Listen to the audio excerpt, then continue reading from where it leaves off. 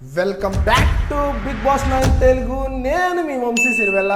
అసలు రాము Rathod game play చూసిన తర్వాత అబ్బా వరే వా పరువు నిలబెట్టావరా బాబు అనిపించింది నాకైతే. నామినేషన్స్ పాయింట్ టకా టకా సూపర్ నామినేషన్స్. ఒక మిడిల్ క్లాస్ నుండి వచ్చి అంత స్టేజ్ కి వెళ్ళి మొన్నటిదాకా కొంచెం కన్ఫ్యూజ్ అయ్యాడు, కానీ నిన్న నామినేషన్ చూశాక దడ పుట్టిస్తా, నీకు దడ పుట్టిస్తా, మా రామన్న పేరు చెప్పి దడ పుట్టిస్తా, ఆ టైప్ లో అయితే నామినేషన్ ఉంది. అసలు సంజన గారు అసలుకి ఎంత అంటే అంత వరస్ట్. ఎందుకంటే తన పాయింట్ చెప్తుంటే ఇప్పుడు మాట్లాడేటప్పుడు ఎదురు మాట్లాడతారుగా, నువ్వు ఉండవయ్యా, నువ్వు ఉండు, ఎక్కడి నుండి వచ్చువో ఓపిక పట్టుకుని ఉండు అంటే తను ఇప్పుడు మిడిల్ క్లాస్ కదా, తను ఎంతో కష్టపడి ఒక సాంగ్స్ కొరియోగ్రఫీ చేసుకుంటా అది చేసుకుంటా కింద నుండి వచ్చింది కదా, తను చిన్న చూపు చూస్తుంది అనమాట.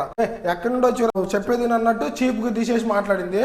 నాకైతే చాలా బాధ అనిపించింది. మీకేమనిపించిందో కింద కామెంట్ చేయండి. రాము రాథోడ్ అయితే గేమ్ ప్లే నెక్స్ట్ లెవెల్ కి వెళ్ళిపోయింది ఇప్పుడు నిన్న నైట్ చూశాక. సుమన్ శెట్టి గారు ఆయనకి మైండ్ దొబ్బిందని నాకు అనిపిస్తుంది. సిగరెట్లు ఏమన్నా పంపిలేదేమో, కొంచెం పంపిండండి బిగ్ బాస్ గారు. ఎందుకంటే రీతు చౌదరి నామినేషన్ చేసిన పద్ధతి ఎంతవరకు కరెక్ట్ ఏంటి? ఆ ఫ్యాన్స్ ఉన్నారు చూడు, డప్పు కొట్టే ఫ్యాన్స్, గేమ్స్ నేను చెప్పినా పెద్ద వైరల్ చేసే ఫ్యాన్స్ ఉన్నారు, వాళ్ళకే తెలియాలి. పోయిన వీక్ లో నామినేషన్స్ ఈ వీక్ లో తెచ్చి నామినేషన్ చేస్తుంటాడు. పాయింట్ పెట్టడు, ఏం పెట్టడు, ఇన్నోసెంట్ అంట. ఏనా నాకైతే ఇన్నోసెంట్ లాగా అనిపించట్లేదండి. నేను ఇంకా ఈ మాస్క్ మ్యాన్ కంటే డబుల్ మాస్క్ మ్యాన్ నాకు అనిపిస్తుంది. ఎందుకంటే టైం ఉంది ఇంకా ఈయన ఫేస్ రివీల్ చేయడానికి. నాకైతే కొంచెం కన్నింగ్ ఫెలో లాగా కనపడుతుంది. టైం వచ్చినప్పుడు బయటపడిద్దని నాకు అనిపిస్తుంది. అది కొంచెం డౌటే, ఏంటి అది ఆయన ఇంకా జెన్యున్ కాదనిపిస్తుంది నాకైతే. చూద్దాం ఎంతవరకు ఏం జరిగిద్దో.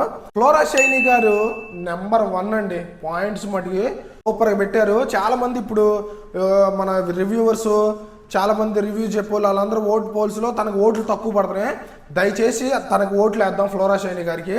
ఎందుకంటే తన గేమ్ ప్లే సూపర్ అండి. తన పాయింట్స్ పెట్టడం కానీ పర్ఫెక్ట్ గా ఉండిద్ది.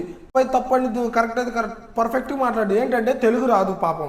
గేమ్ ప్లే అర్థం చేసుకోవడం కానీ, గేమ్ ఆడటం కానీ, పాయింట్స్ నామినేషన్స్ కానీ సూపర్ గా అయితే పెడుతుంది. నాకైతే ఎక్సలెంట్ గేమ్ ప్లే అనిపించింది. ఏంటంటే కొంచెం తెలుగు రాదు అండి.